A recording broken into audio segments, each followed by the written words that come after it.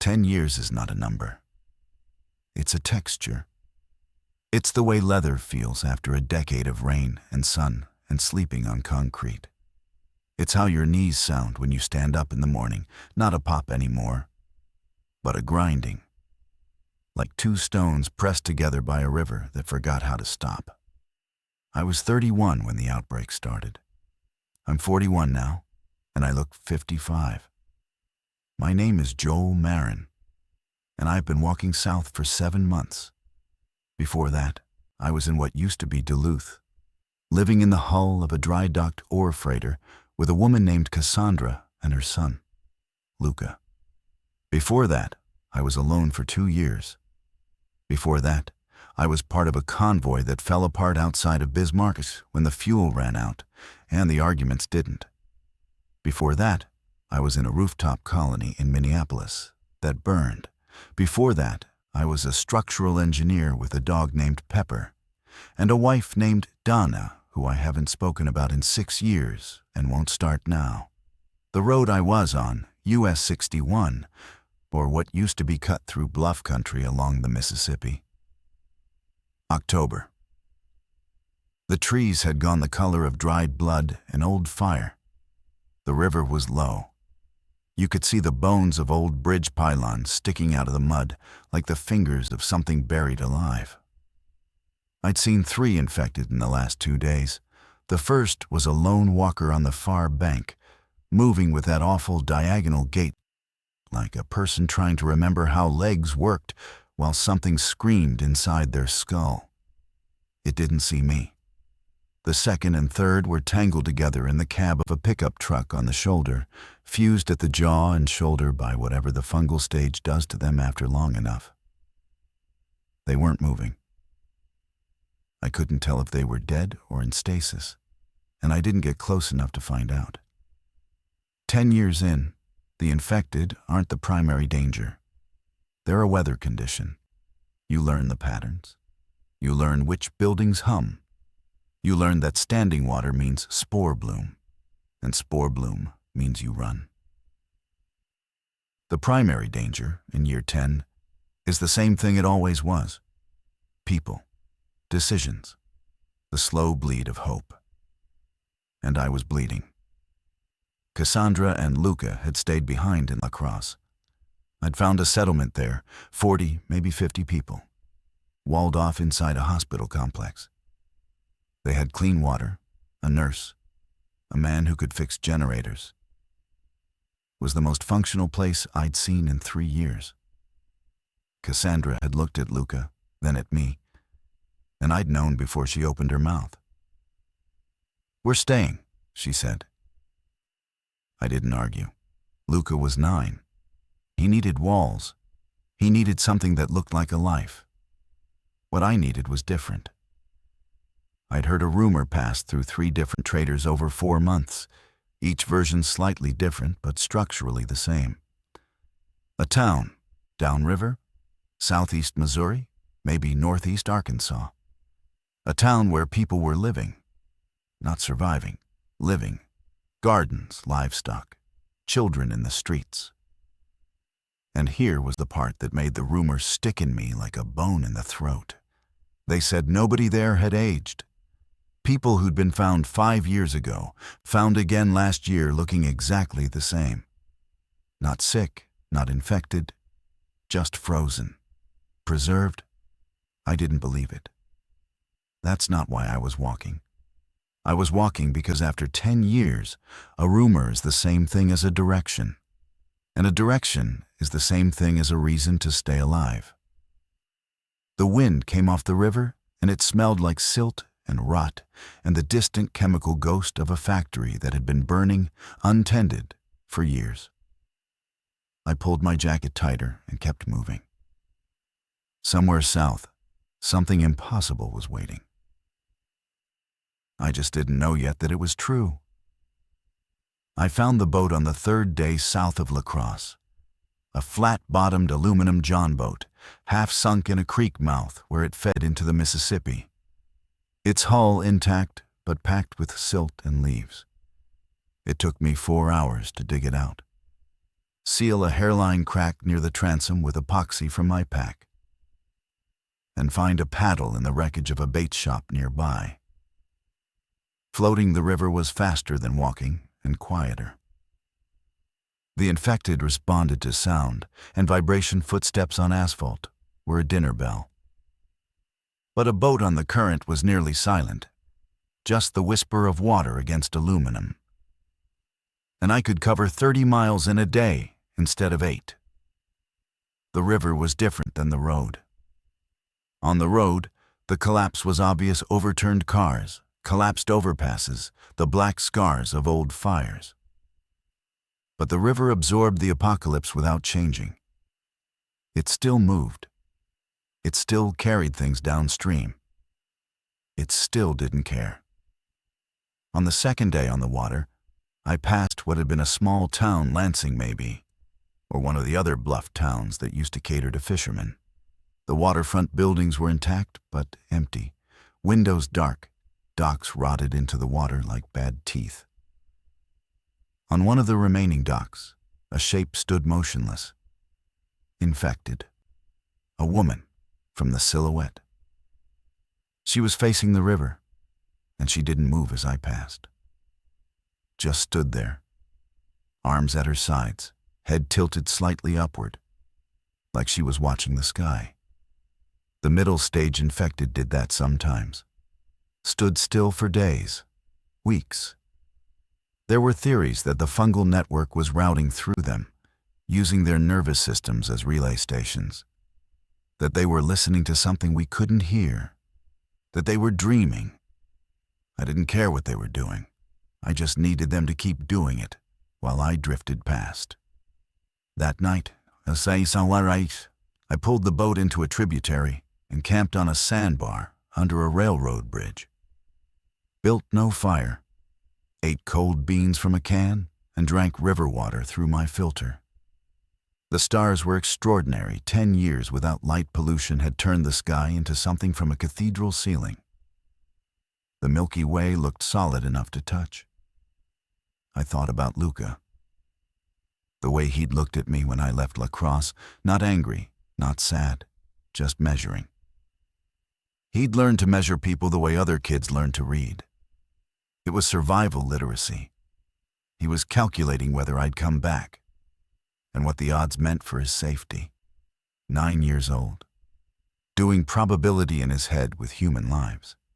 I thought about Cassandra too. We'd slept beside each other for 14 months, and had never touched beyond the practical, hauling each other over fences, checking each other for ticks and spore marks, the occasional grip on a forearm that meant I'm still here. She was smart, methodical, and had a coldness in her that I respected because it kept her son alive. I think she might have loved me, in whatever way love functions when the world is a series of immediate threats. I think I might have loved her back. Neither of us said it. Saying it would have made leaving harder, and we both knew I was going to leave. The night sounds were different on the river. No infected moaning. They didn't vocalize much in year 10. Another change nobody could explain. Just the water, the wind, the occasional crack of a branch, an owl, the deep, resonant silence of a world that had moved on from us. I slept 2 hours, maybe 3, dreamed about Donna, woke up with my hand pressed flat against the sand, like I was trying to hold something down. By dawn, I was back on the water. The river carried me south, toward the rumor, toward the town where nobody aged. I passed another cluster of infected that afternoon, 7 of them, standing in the shallows near a collapsed marina, arranged in a rough circle. Their heads were bowed. From a distance, it looked like prayer. I didn't slow down. The man was sitting on a rock shelf above the river, fishing with a hand line. When I came around a bend near the Iowa-Missouri border, he saw me before I saw him, which meant he was either careless or confident. The fact that he didn't reach for a weapon suggested the latter. "You look like 40 miles of bad road," he called down. I let the current carry me closer, my hand on the knife in my belt. I look better than I feel. He was maybe 60, lean and sun-darkened, with a white beard trimmed close and eyes that sat deep in their sockets like they'd retreated from what they'd seen. He wore a canvas jacket, patched at the elbows, and a wide-brimmed hat that had been through several lifetimes. "Name's Eldon Reed," he said. "And unless you're planning to stab me with that pig sticker, you might as well come ashore. I've got coffee." Coffee. Real coffee. I hadn't had it in a year. I beached the boat. Eldon's camp was tucked into a limestone overhang invisible from the river unless you knew where to look. He had a small fire going, shielded by rocks, and a battered percolator sitting in the coals. His setup was disciplined. Everything in its place. A bedroll, a rifle, a hand-crank radio, 3 steel traps, a stack of paperback westerns held together with a rubber band. He poured me a cup. It was real, bitter and burnt and perfect. "Where'd you get this?" I asked. "Traded for it. Place called Meridian, about 60 miles south of here. They've got a greenhouse operation growing beans, peppers, tobacco. Smart people." He watched me drink. "Where are you headed?" I told him. "Not the full story. You never give the full story, but enough. A town, downriver. A rumor." Eldon's expression didn't change, but something behind his eyes rearranged itself. "The town where nobody gets old," he said. I set the cup down. "You've heard of it?" "Heard of it? Been near it." He looked at the river. "Didn't go in." "Why not?" He was quiet for a long time. The fire popped. A fish jumped somewhere downstream.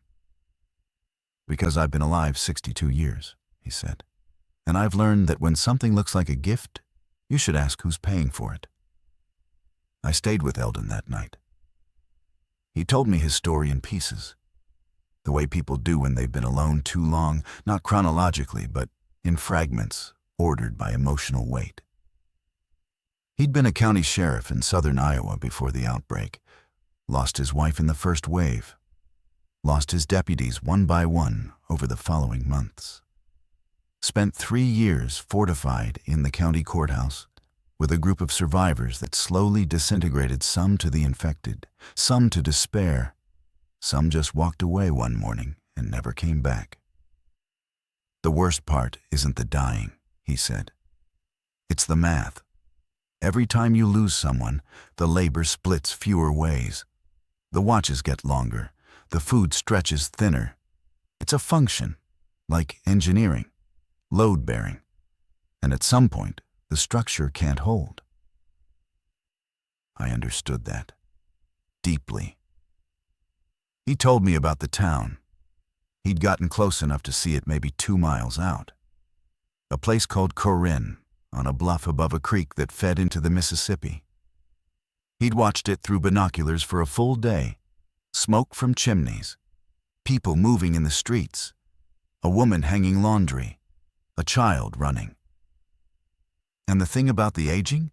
I asked. "I met a trader named Sully who'd been there twice, a year apart. Swore the same woman greeted him both times. Same face, same everything. Like time just stopped for her." He poked the fire. "Sully wasn't a liar. He was a drunk and a thief. But he wasn't a liar." "So why didn't you go in?" Eldon looked at me with those deep-set eyes. "Because I watched that town for a day, Joel. I watched those people walk and talk and work. And not once, not a single time, did any of them look at the sky. I didn't know what that meant. Not yet. I'll go with you as far as the bluff," he said. "After that, it's your choice." We left at first light. We traveled the river together for 3 days. Eldon knew the water where the channels ran deep, where snags hid just below the surface, where the infected congregated along the banks. He'd been running this stretch for months, trading between small settlements, and he mapped it in his mind the way I used to map load paths through a building. Intuitively, structurally. On the second day, we hit a stretch where the river narrowed between high bluffs and the current quickened. The water was brown and opaque, carrying debris from somewhere upstream, branches, plastic, the occasional bloated shape I didn't look at closely. Eldon steered us toward the east bank, where the current was slower, and we edged through a gap between two half-submerged barges that had been chained together and never freed. "Used to be a lock and dam here," he said. "Broke in year 3. Whole river rerouted itself. She doesn't follow the old maps anymore." Nothing did. That afternoon, we saw our first real pack, 11 infected moving along the west bank in a loose column heading north. They moved with purpose, not wandering, not stasis standing, but traveling, directed. This was a year 10 behavior that had started showing up more frequently, coordinated movement. Groups of infected migrating along consistent routes, like animals following instinct, except nothing about the infection was instinctual. It was networked, learned, adapting. Eldon watched them through his rifle scope. "They're getting smarter," he said. It wasn't a question. "They're getting more organized," I corrected. "I don't know if it's the same thing." Distinction without a difference when they're eating your throat. The pack didn't notice us. We drifted past in silence, barely breathing. And I watched the last one in the column, a tall figure, male, wearing the remnants of a suit jacket, turn its head toward the river.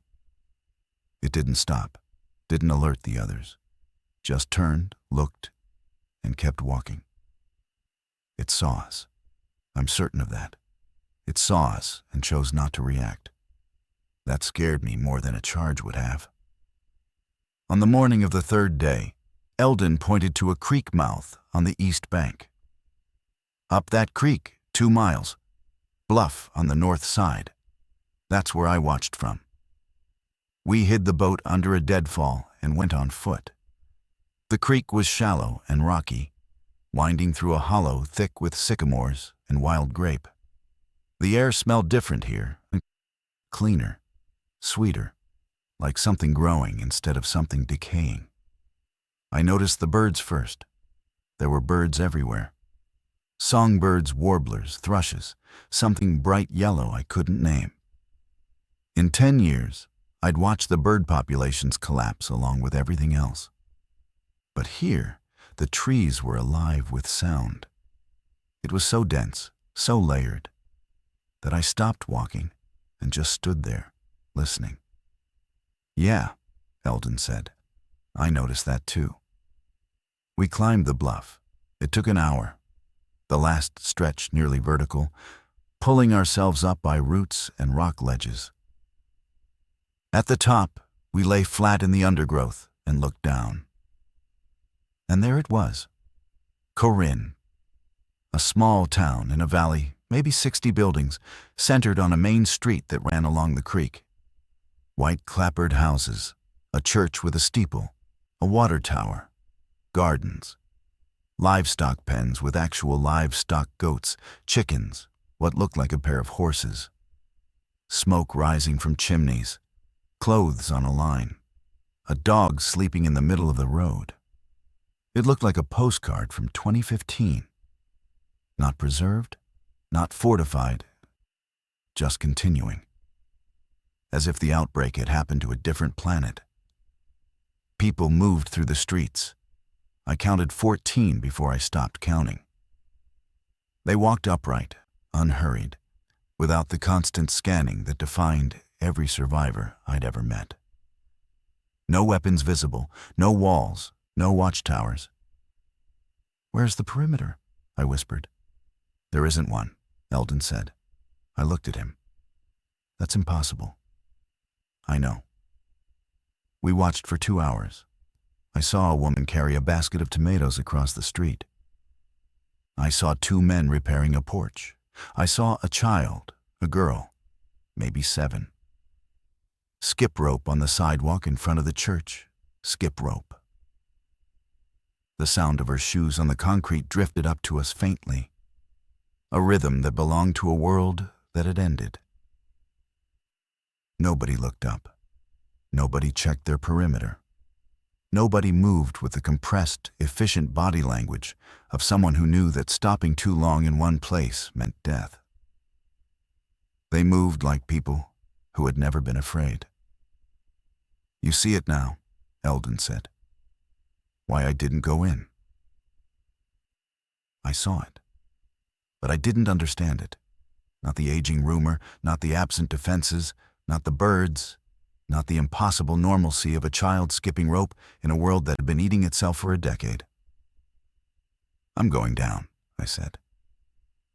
Eldon didn't try to stop me. He just pulled a small notebook from his jacket and pressed it into my hand. "If you come back, write down what you find. If you don't come back, I'll know what that means too." I put the notebook in my pocket and started down the bluff. They saw me coming from 100 yards out. A man on the porch of the first house on the main road stood up slowly and raised a hand. Not a wave, not a warning, just acknowledgement. Like he'd been expecting me. His name was Thomas. He told me that within 30 seconds of my reaching the porch.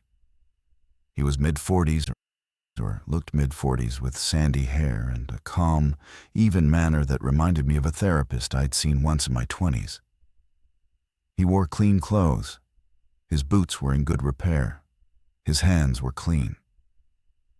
"You're the first visitor we've had in a few months," he said. "You look like you've been on the road a while." 7 months. "Come inside. Helen's made soup." It was that simple. No interrogation, no quarantine, no weapons check. He just opened the door and invited me in like I was a neighbor stopping by.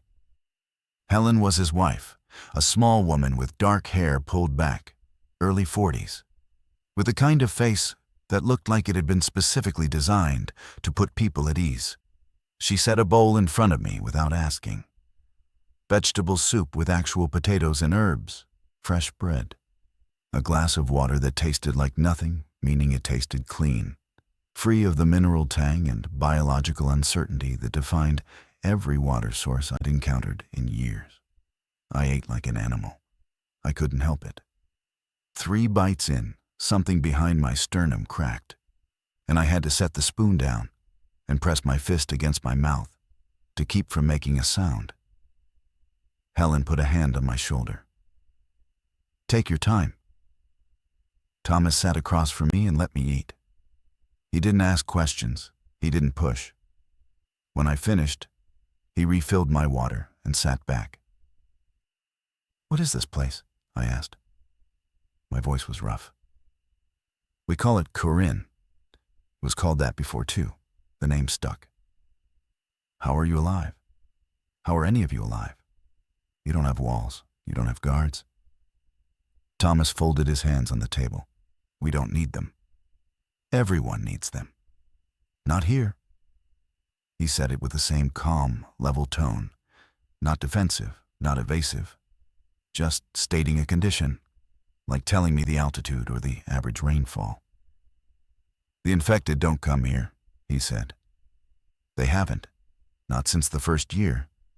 Something about this valley, we don't fully understand it ourselves, something keeps them away.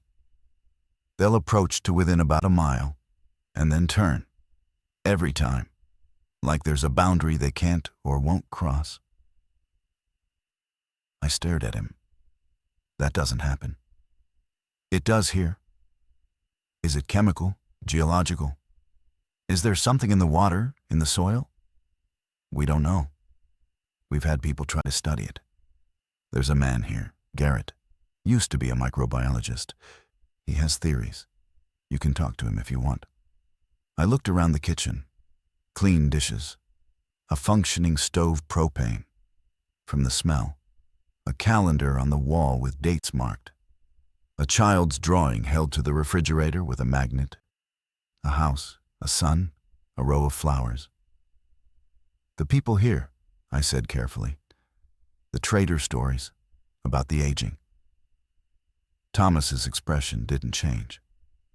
But Helen's hand, which had been resting on the counter, went still. "Why don't we get you settled first?" Thomas said. "There's a spare room at the Waverly House. Ruth will set you up. You've been on the road 7 months. Rest first. Questions later." I wanted to push. Every survival instinct I'd honed over 10 years was screaming at me to push, to demand, to get answers before this impossible place revealed whatever teeth it was hiding. But I was so tired. I was so profoundly, cellularly tired that the prospect of a bed in a room in a house where nobody was afraid was more powerful than any instinct I had left. "Okay," I said. Thomas walked me to the Waverly House. On the way, we passed the girl I'd seen skipping rope. She looked up at me and smiled. She had freckles and a gap between her front teeth, and she looked exactly, precisely like a child who had never seen a dead body. "That's Lily," Thomas said. "She's been 7 for a while now." He said it so casually that I almost missed it. By the time the words landed, he was already opening the front gate of the Waverly House, and the moment had passed, and I was too exhausted to chase it. Ruth Waverly gave me a room on the 2nd floor with a window that looked over the valley. The bed had sheets, actual sheets. I sat on the edge and unlaced my boots and felt something I hadn't felt in so long I almost didn't recognize it. Safety. I slept for 14 hours. I spent my first 3 days in Corinne doing nothing but eating, sleeping, and walking the streets. Thomas encouraged it. "Let your body remember what it's like to stop running," he said. The town was small but functional. 63 residents, Thomas told me. A mix of people who'd been here before the outbreak and others who'd found their way in over the years. They had gardens, livestock, a workshop, a small clinic run by a woman named Dr. Anaya Chen, who had been before everything, an endocrinologist in St. Louis. They had a school 3 children attended. They had a library. They had a community dinner every Thursday night in the church hall. It was a town, a real, breathing, working town, existing in defiance of everything I knew about the world.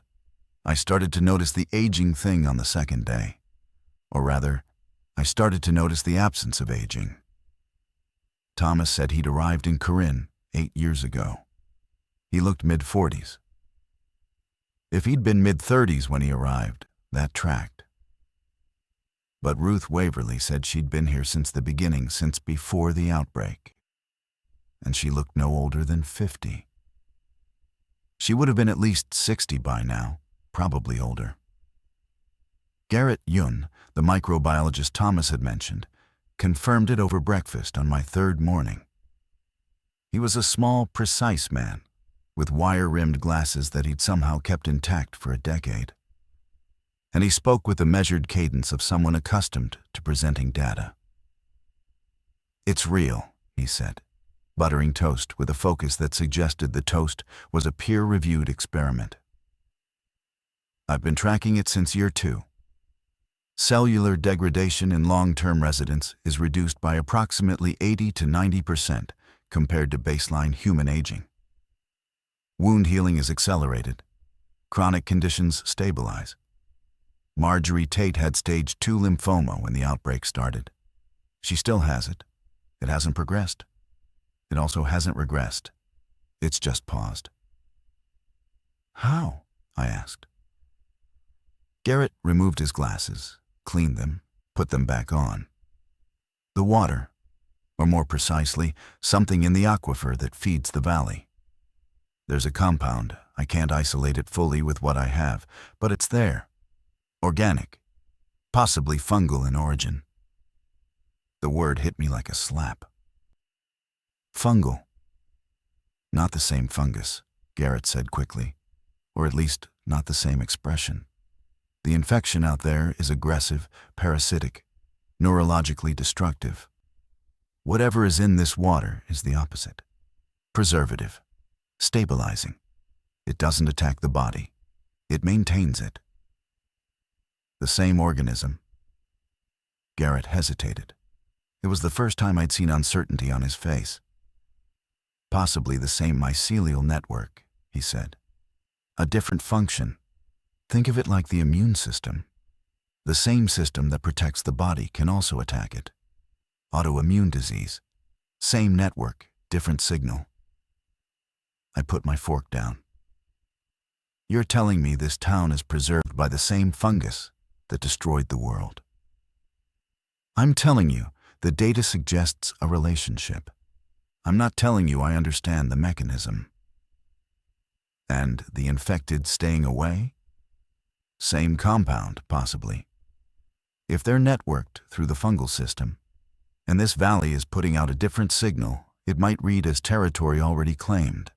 A boundary marker, like how certain fungi in a forest will dominate a root system and exclude competitors. I looked out the window. Lily was in the garden with Helen, picking beans. The sun was warm.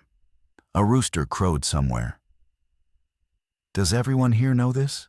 I asked. Everyone knows the water does something. Not everyone wants to know why. That was the first crack, small, almost invisible. But I heard it. I spent the rest of the day walking the perimeter of the town, which took about an hour. No walls, no fences beyond the livestock pens. The valley was bounded by bluffs on 3 sides and the creek on the 4th, and where the bluffs opened to the south, there was a road that wound down from the plateau above. I walked up that road to the top and stood at the edge. A mile out, in the tree line, I saw them. 3 infected, standing in the shadows between the trunks, motionless, facing the valley. Waiting. Not approaching, not leaving, just standing at the edge of the invisible line and looking in. I watched them for 20 minutes. They didn't move. They stood with that perfect, terrible stillness that only the infected had, not the stillness of patience, but the stillness of something listening. I walked back to town. That night, I climbed to the bluff where I'd left Eldon and found his camp empty. His pack was gone. His fire pit was cold. He'd left a note tucked under a rock, written in small, neat handwriting on a page torn from one of his westerns. Waited 2 days. You didn't come back screaming, so either it's good or it's bad in the way you don't get to scream about. Either way, I'm heading north. The notebook's yours now. Don't drink the water, Joel. E.R. I stood on the bluff in the dark, holding the note, and felt the first thread of something cold settle into the space between my ribs. A week in, I started helping with the daily work. It felt wrong not to. Everyone in Corinne contributed. Thomas managed the livestock rotation. Helen ran the kitchen garden collective. A man named Dale Furston maintained the generator and water system. I fell into repair work naturally. Structural assessment, reinforcement, the practical geometry of keeping buildings upright. It was what I'd done before the world ended. And it turned out that buildings needed the same things after the apocalypse. Level foundations, sound joints, load paths that made sense. I fixed Ruth Waverly's porch. I reinforced the church steeple. I shored up a retaining wall behind the school that had been leaning dangerously toward the creek. People thanked me. They brought me things: preserves, a new pair of socks, a bar of soap that smelled like lavender. It was so normal, so devastatingly ordinary, that I kept having to stop and put my hands on my knees and breathe through the strangeness of it. But I was watching. I watched everything. I watched Dr. Chen do her rounds, checking on residents, taking temperatures, drawing blood samples with equipment that should have deteriorated years ago, but hadn't. I watched Thomas coordinate the Thursday dinner with the practiced ease of someone who'd done it hundreds of times. The same meal, the same seats, the same conversations. I watched Lily skip rope in the same spot at the same time every afternoon. The same rhythm, the same song. I watched, and I started to count. On the 9th day, Garrett found me behind the workshop, writing in Eldon's notebook. "You're cataloging," he said. It wasn't an accusation. "I'm an engineer. I look for patterns." He sat down beside me, took off his glasses. Without them, his eyes looked bare and vulnerable, like something freshly exposed. "What patterns have you found?" I flipped back through the notebook. Thursday dinner. Same dishes every week. Helen's soup rotation repeats every 12 days. I've confirmed it with 3 residents who don't know I'm asking. Lily's rope-skipping song has 4 verses. She sings them in the same order, same tempo, every day. Dale checks the generator at 7:15 every morning. Ruth waters her front garden at 4 p.m. Thomas walks the perimeter at dawn and dusk. Same route, same pace. "Routines," Garrett said. "People develop routines." This isn't routine. Routine has variation. Someone sleeps late, someone changes their order, someone forgets. This is repetition. Exact repetition. Like a loop. Garrett was quiet for a long time. "How long have you noticed it?" I asked. "Year 4, he said. "It started slow. Small patterns, convergence. People falling into synchronized behavior. I thought it was social group psychology, shared trauma, institutional rhythms. But it's not social. It's biological. The water. The compound in the water doesn't just preserve cells. It integrates with the nervous system. Slowly, over years. It reduces cognitive variability. Emotional range narrows. Behavioral patterns stabilize and then lock. The body is preserved, but the mind is being simplified, streamlined. Into what? Garrett put his glasses back on. When he spoke, his voice was lower, as if the town itself might hear. Into something the network can predict, can manage. The infection out there turns people into extensions of itself, aggressively, destructively. What's happening here is the same process, Joel. Just slower, gentler. The valley isn't protecting these people from the fungus. The valley is the fungus. And it's doing the same thing it does everywhere else. It's incorporating them, just patiently. The cold thread between my ribs tightened. Thomas, Helen, Ruth, do they know? Thomas knows something is wrong. He doesn't want to know what. Helen was one of the first to lock. Her behavior has been essentially identical for 3 years. Ruth is further along than she thinks. He paused. Lily has been 7 years old for 4 years, Joel. Not just physically, developmentally, cognitively.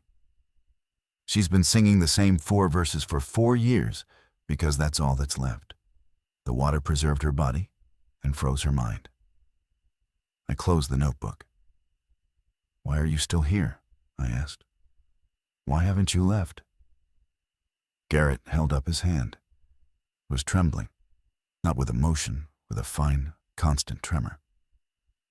"Parkinson's," he said. "Diagnosed 2 years before the outbreak. Out there, without medication, I'd deteriorate in months. In here, the water holds it. My hands still shake, but they've shaken exactly this much for 8 years. Not more, not less." He lowered his hand. "I'm trading my mind for my body, Joel. And I know it. And every morning, I make the choice again." "How long before it takes you?" "I give myself another year of clear thinking. Maybe 2 if I'm lucky." He looked at me. "You've been drinking the water for 9 days. You should stop. Is 9 days enough to... No, probably not. The integration is slow. Months at minimum, before the behavioral patterns start. But every glass is a step closer, and I don't know where the threshold is. I thought about the soup, the clean water Helen had served me, the glass on my bedside table that Ruth refilled every morning. I thought about how well I'd slept, how calm I'd felt, how the low-grade anxiety that had been my constant companion for 10 years had softened to a murmur over the past week. I'd thought it was safety. It was chemistry. There's something else, Garrett said, and it's the part that keeps me up at night. He pointed toward the southern road, toward the place where I'd seen the infected standing in the trees. They're not avoiding the valley because of a boundary marker. They're guarding it. The network knows what's happening here. It's cultivating this place, cultivating these people, and whatever it's building toward whatever the end state looks like. When every resident is fully integrated, I don't think we want to see it. I stopped drinking the water that night, filled my canteen from the creek upstream of the valley, above the point where Garrett believed the aquifer compound entered the water system. I told Ruth I preferred the taste of the creek water. She smiled and said that was fine, and the smile was identical to the smile she'd given me on day one. Same muscles, same duration, same degree of warmth. A smile photocopied from an original that no longer existed. I started paying closer attention to Lily. She had been a beautiful child, freckled, bright-eyed, with a laugh that sounded like something from a world that still worked. She lived with Thomas and Helen, though she wasn't their biological child. She'd been found on the road in year 2 by a scouting party, alone, dehydrated, nonverbal. They'd brought her back. She'd recovered. She'd started talking, playing, growing. And then she'd stopped. I sat on the porch of the Waverly house one afternoon and watched her skip rope. 1, 2, 3, 4. The same cadence, the same landing pattern. Her feet hit the same spots on the sidewalk every time I could see the wear marks. In the concrete. Shallow depressions ground by 4 years of identical repetition. She sang. 1 for the sunshine, 2 for the rain. 3 for the river that won't come again. 4 for the garden where nothing grows old. 5 for the secret that never gets told. Then she started over. 1 for the sunshine. I walked over, sat on the curb near her. She didn't stop skipping, but she glanced at me. Hey, Lily. Hi, Joel. Where'd you learn that song? Helen taught me. When? She kept skipping. 1, 2, 3, 4. When I came here. Do you remember coming here? Thomas found me. I was on the road. I was sick, and then I got better. Do you remember before the road? Her rhythm didn't falter. Her expression didn't change. But something in her eyes shifted a flicker, like a candle behind a window, briefly disturbed by a draft. I had a dog, she said. His name was Biscuit. He was brown. What happened to Biscuit? The flicker again, longer this time. I don't remember. She kept skipping. 1 for the sunshine. I felt something tighten in my chest that had nothing to do with the fungus or the water or the science. It was simpler than that. It was grief. Grief for a girl who'd been 7 for 4 years and would be 7 forever, or until whatever the network was building reached completion. Grief for a dog named Biscuit that probably died on a road somewhere in year 2. Grief for the fact that she couldn't access the memory enough to hurt over it. And I didn't know if that was mercy or the worst cruelty I'd ever witnessed. I went to see Thomas that evening. He was in his kitchen, cleaning a lantern. The movements were precise, practiced. Not locked, not yet, but trending. I could see the grooves forming. "Thomas, we need to talk about what's happening here." He set the lantern down. "Garrett talked to you." He confirmed what I was already seeing. Thomas was quiet for a moment. Then he sat down across from me, and for the first time, I saw something beneath the calm. Not panic, not denial. Something worse, the exhausted acceptance of a man who had known the truth for a long time and chosen to carry it silently because putting it down would mean crushing the people standing beneath it. "I know the water does something to us," he said. "I know it's more than preservation. I've watched Helen change. Slowly, year by year. She's still Helen. She still laughs, still cooks, still holds my hand at night. But the Helen who surprised me, who changed her mind, who got angry or giddy or unreasonable, that Helen is gone. And the one who replaced her is perfect. And the perfection is what scares me. Why do you stay? Because where else is there? Out there, she dies in weeks. In here, she lives forever. Or something that looks like her does." His voice cracked the first imperfection I'd heard from anyone in Corinne, and it hit me like a gunshot. "What would you choose, Joel? A slow death you understand, or a long life you don't?" I didn't answer, because the honest answer was that I didn't know. And because the question wasn't hypothetical for him. He was living inside it every day. "The infected at the boundary," I said. "How long have they been there?" "Since year 3. The numbers fluctuate. Sometimes a dozen, sometimes 50. They're always there.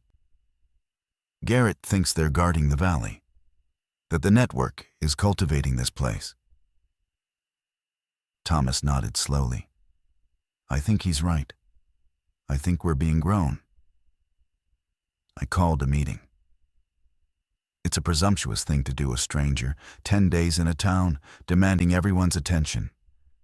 But Thomas backed me, and Garrett stood beside me, and Dr. Chen, who had suspected the truth for years but lacked the data to confirm it, added her voice.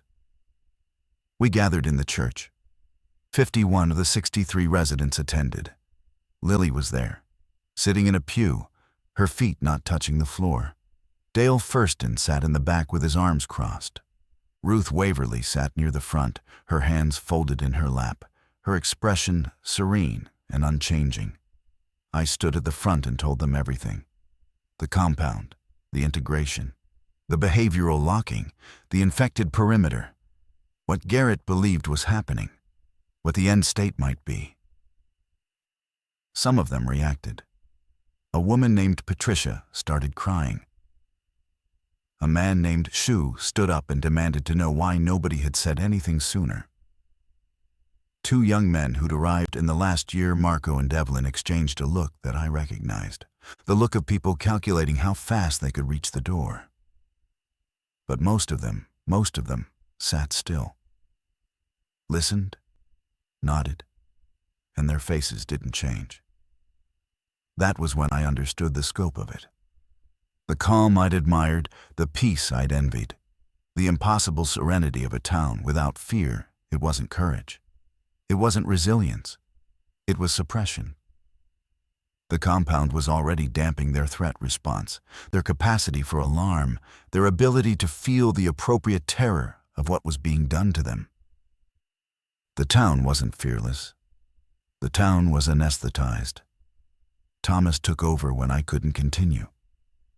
He laid out options. Leave Corinne. Try to find another settlement. Face the world outside the infected, the exposure, the violence, the aging, the dying. Or stay. Keep drinking the water. Keep living in the loop.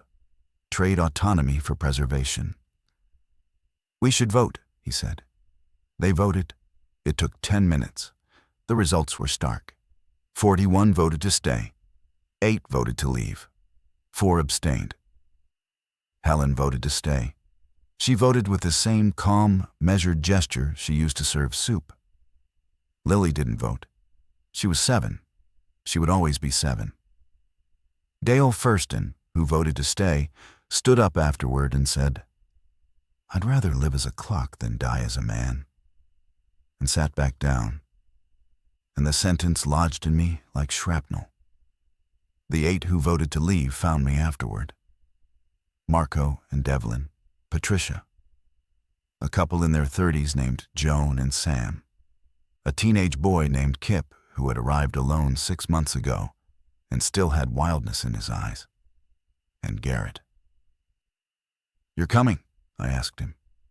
"I'll have 6 months out there," he said. "Maybe less. But they'll be my months.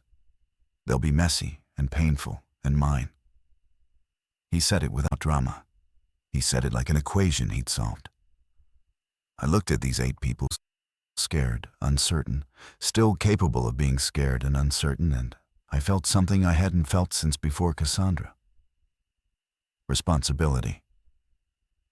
"We leave tomorrow," I said. "At dawn, travel light, stay quiet. The perimeter infected are the first obstacle, but once we're through the buffer zone, standard survival rules apply." I spent that night in the Waverly house for the last time. I didn't sleep. I sat at the window and watched the town in the moonlight. The streets were empty. The houses were still. Somewhere, Lily was sleeping in her bed, dreaming whatever dreams the compound allowed. And she would wake up tomorrow and skip rope in the same spot and sing the same song and be 7 years old for another day, and another, and another, until the network finished whatever it was building and the definition of alive shifted to something I didn't want to imagine. I wrote in Eldon's notebook until the sky turned gray. "Don't drink the water, Joel." I didn't.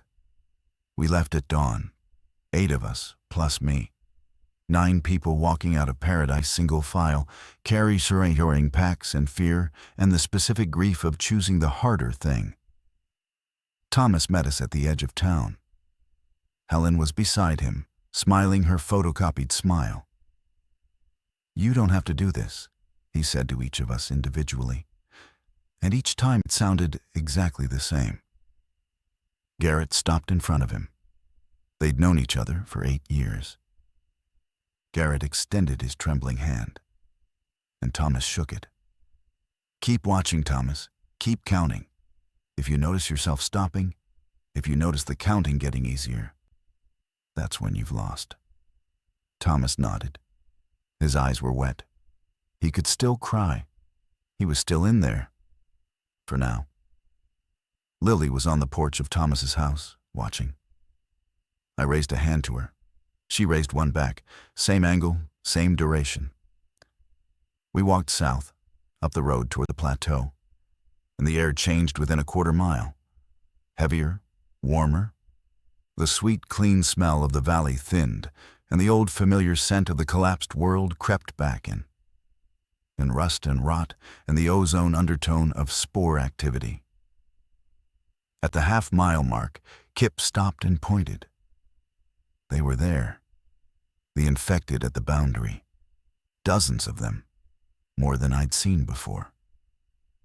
They stood in the trees on either side of the road, motionless, facing the valley. From this distance, they looked like statuary figures carved from wood and placed among the trunks. "How many?" Marco whispered. I counted, stopped at 40. There were more in the deeper trees, half obscured by foliage. "Enough," I said. "They won't charge," Garrett said. "They never have. They're here to watch, not to intercept." "You sure about that?" "No, but standing here won't make me sure." We walked. The road climbed gradually, and the infected flanked us on both sides, close enough now that I could see individual faces. A man in coveralls, his jaw distended by fungal growth, his eyes open but unfocused.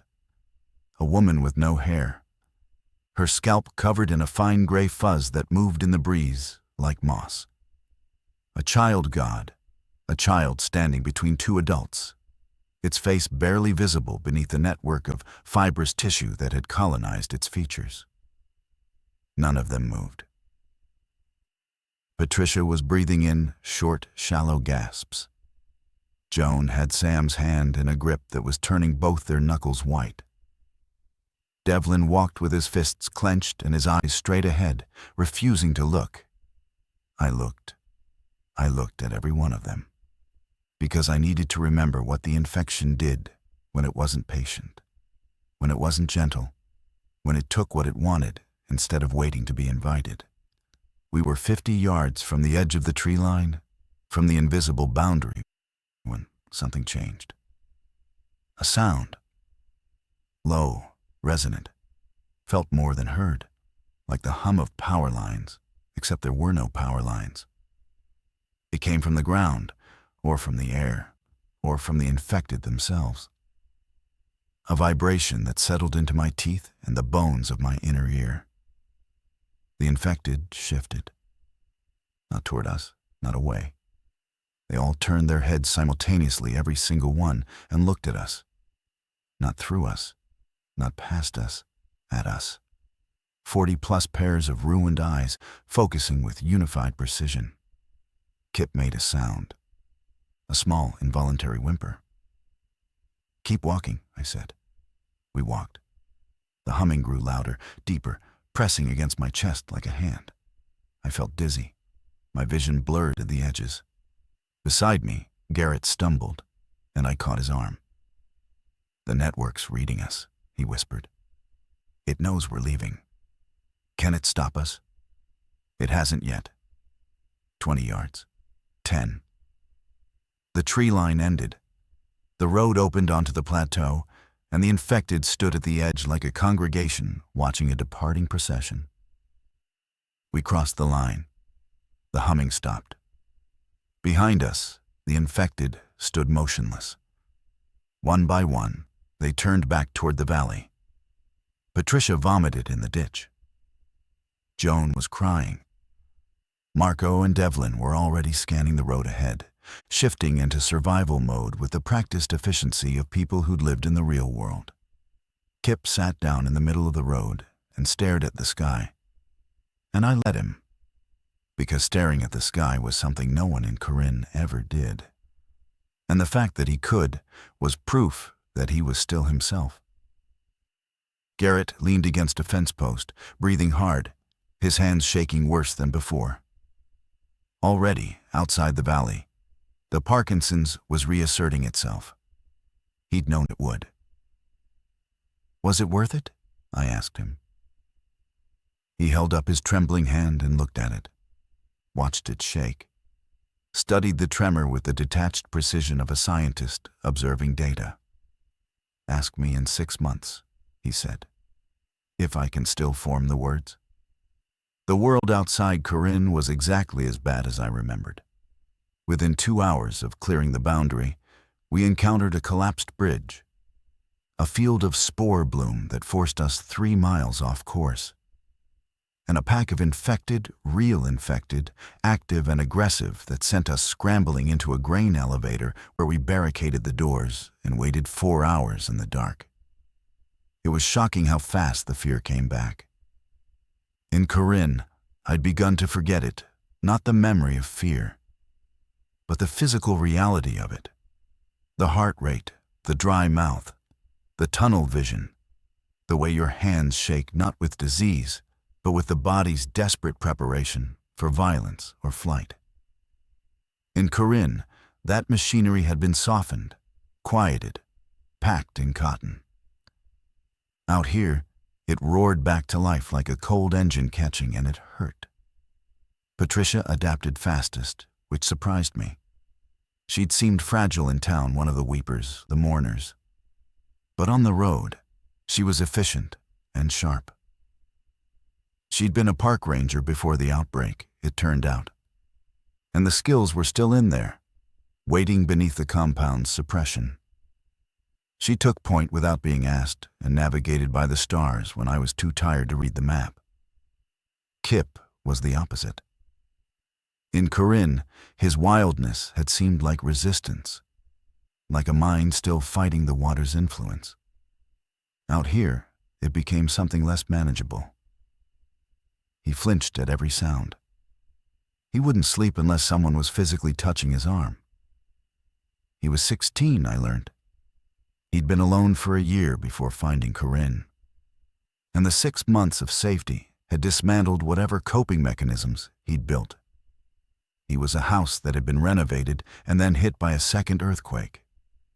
I paired him with Joan, who had a steadiness about her that reminded me of Cassandra. She didn't baby him, she just stayed close. It helped. We moved south and east toward the Mississippi. My plan, such as it was to reach the river and follow it upstream to La Crosse, to Cassandra, to Luca, to the hospital settlement with its walls and generators and the imperfect, finite, human version of safety. On the third night, huddled in the basement of a farmhouse, Garrett told us what he thought was happening. Not just in the valley, everywhere. The fungal network is a single organism, he said. His voice was weaker than it had been in Corinne. His tremor was worse, but his mind was clear, and his eyes burned with the intensity of a man spending the last of his currency. One organism, covering thousands of square miles, maybe more. The infected are its sensory and motor system. The spore blooms are its reproduction. And places like Corinne are nurseries, experiments. The network is trying different strategies. Out there, it took over fast and destroyed the hosts. In the valley, it's trying the slow approach. Preservation instead of consumption. Integration instead of destruction. Why? Sam asked. Because the fast approach is wasteful. The infected degrade. They fall apart. The network loses hosts constantly and has to find new ones. But if it could learn to keep hosts intact, functional, preserved, obedient, it wouldn't need to consume. It could cultivate. Corinne is a proof of concept. A proof of concept for what? Marco asked. For what comes next. For the point where the network doesn't need to infect anyone anymore. Where people walk in voluntarily, drink the water, and stay forever. A world where the fungus doesn't take. Where it offers safety, preservation, freedom from aging, from fear, from pain. He paused. Freedom from everything that makes you human. The basement was silent. We are the countervailing data, Garrett said. 9 people who chose to leave. We matter, not because we can stop what's happening, but because we prove it can be refused. I looked at the 8 faces around me in the lamplight. Scared, exhausted, aging, deteriorating, mortal. Absolutely, irrevocably themselves. We keep moving, I said. On the 5th day, the infected found us. Not a random encounter, a directed pursuit. 12 of them, moving fast, emerging from a tree line as we crossed an open field. They came from the direction of Corinne. They know, Garrett said. The network's responding. We ran. There's no dignity in running from the infected. No heroism. You just run, and your body either keeps up or it doesn't. And the people around you make a choice in real time about whether they slow down for you. Garrett couldn't keep pace. I knew it. He knew it. He'd known it would come to this since the moment he voted to leave. He stopped. I was 3 strides ahead when I realized and turned back. Go, he said. His face was composed, his hands trembling at his sides. He'd pulled a flare from his pack, one he'd taken from the Corinne workshop. A road flare, the kind you used to set out on the highway behind a disabled car. He held it like a torch. Garrett, I told you to ask me in 6 months. I'm revising. It was worth it. Every day out here was worth it. He lit the flare.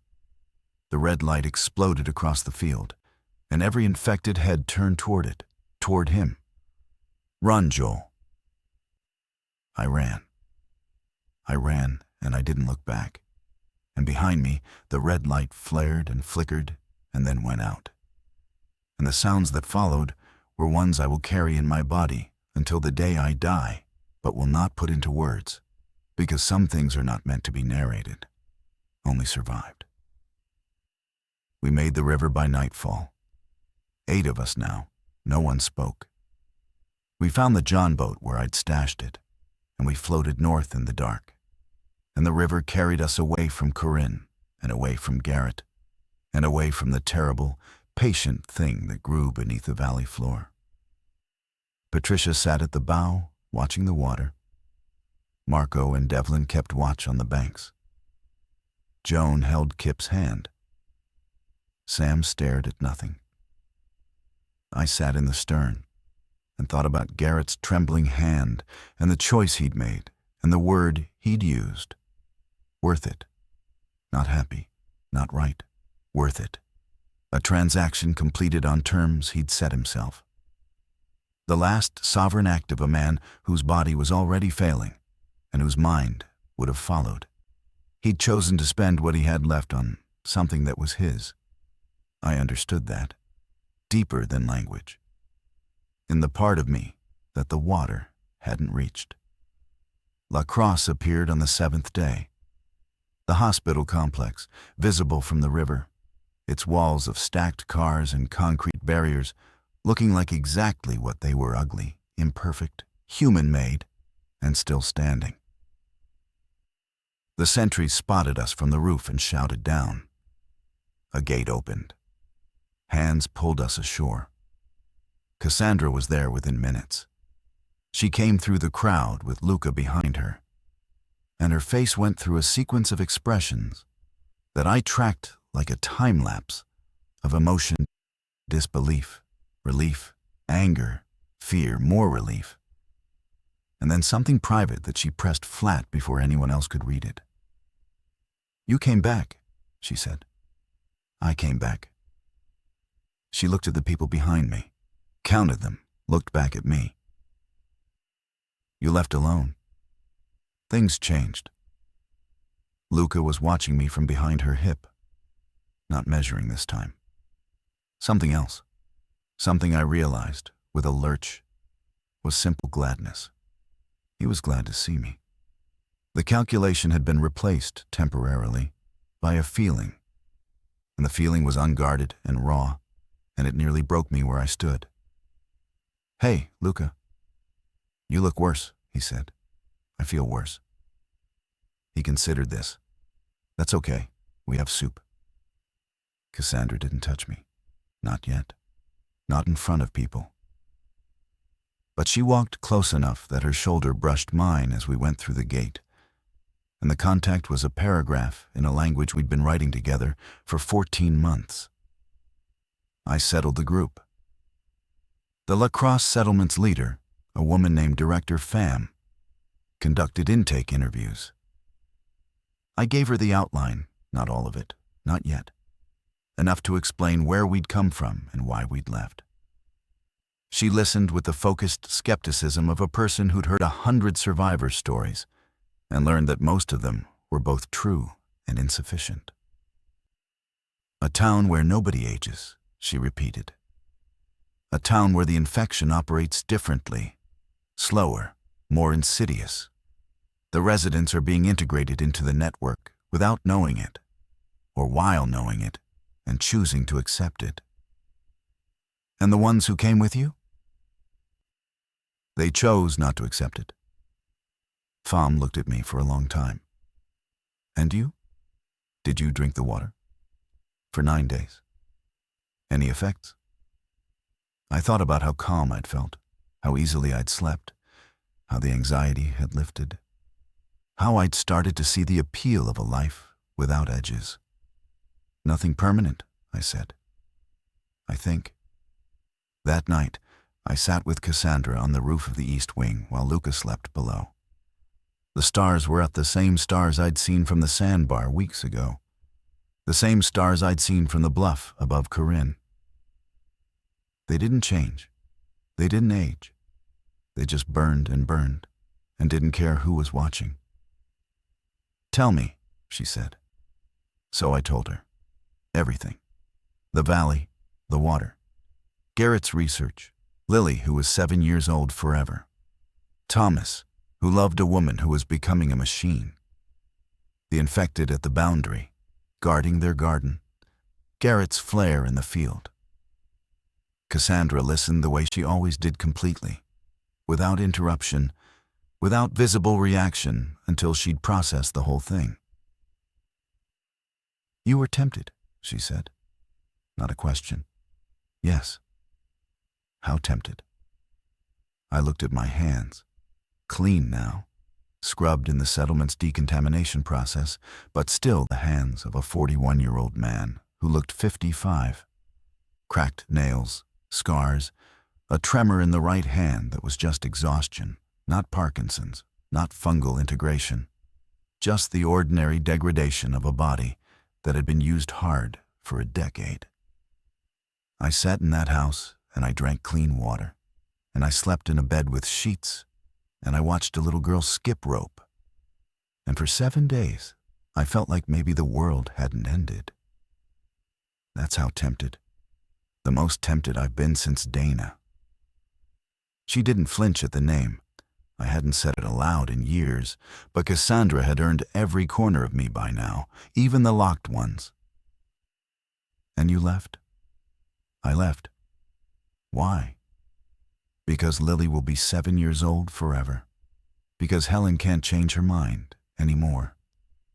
Because the thing that was making me feel safe was the same thing that was eating them alive, just slowly enough that it looked like living." Cassandra looked at the sky. She looked at it for a long time.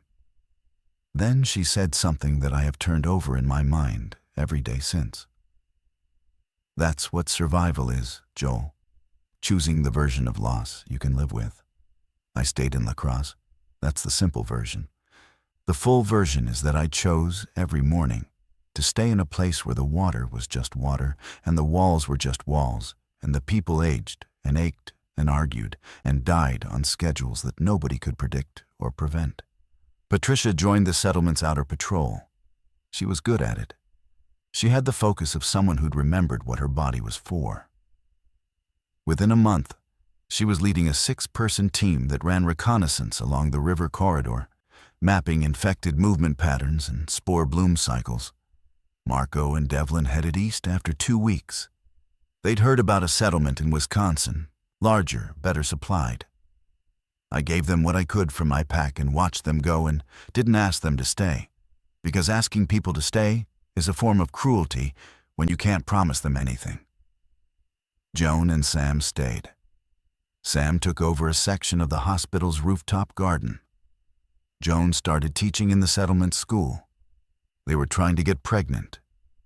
It was dangerous prenatal care in the apocalypse, was a series of improvised gambles, but they wanted it. They wanted to make something new. Kip stayed too.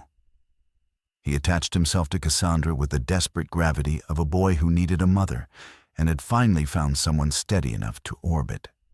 She let him. She was good at that, creating space for the broken without breaking herself.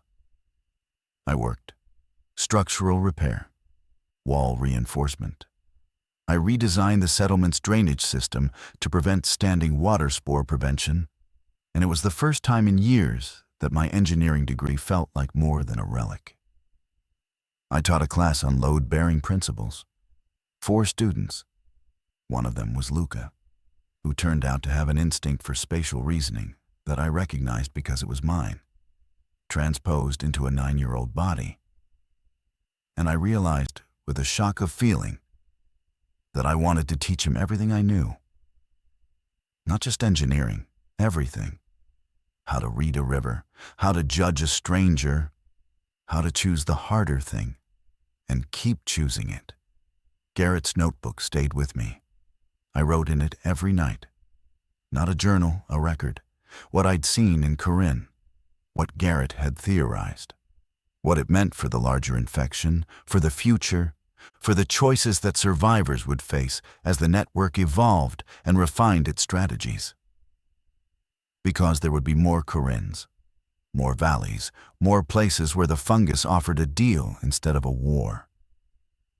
And people would go to them, because people are tired and scared, and the promise of safety is the most powerful force in the human psyche. More powerful than truth, more powerful than autonomy, almost more powerful than love. Almost. Director Pham sent word of Corinne to every settlement in the network. A warning, distributed by runner and radio. Not everyone would believe it. Some would go looking for it on purpose. Some would drink the water and never leave. That was their right. The same way Garrett's death was his right. The same way Thomas's choice to stay was his right. The same way Helen's slow disappearance into the network's pattern was something. I didn't know if it was her right anymore. I didn't know if Helen was still someone who could have rights. And that question, the question of where the person ended and the pattern began, was the one I couldn't answer and couldn't stop asking. 6 months after I returned, a trader came through La Crosse with news from the south. Corinne was still there, still functioning. But the perimeter had changed. The infected at the boundary had moved closer. The ring was tightening. And a new pattern had emerged. Other survivors, arriving from other directions, drawn by the same rumor that had drawn me. Walking in, drinking the water, staying. The garden was growing. I put the trader's report in the notebook and closed it and sat on the roof and watched the sun set over the river and felt the full weight of a world that was being remade by something patient enough to wait forever. We are not patient. That is our weakness and our salvation. We break and we age and we grieve and we die, and none of it is elegant, and all of it is ours. Luca asked me once what the worst part of Corinne was. I thought about it for a long time. The water, the locking, the infected perimeter, Garrett's flare. The worst part, I said, was that it worked. He frowned. He didn't understand yet.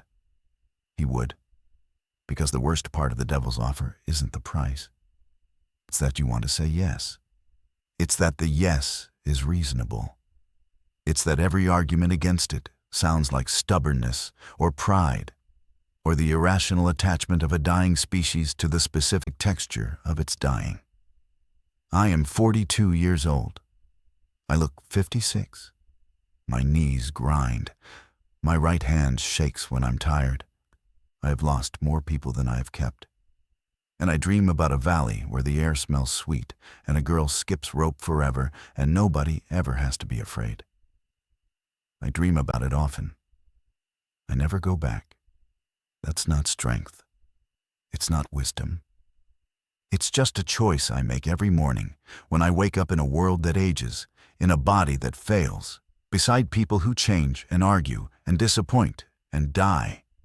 People who are still, despite everything, choosing for themselves. The notebook sits on the shelf beside my bed. Garrett's data, my record, a warning. The river runs south toward the garden that's still growing, and I remain.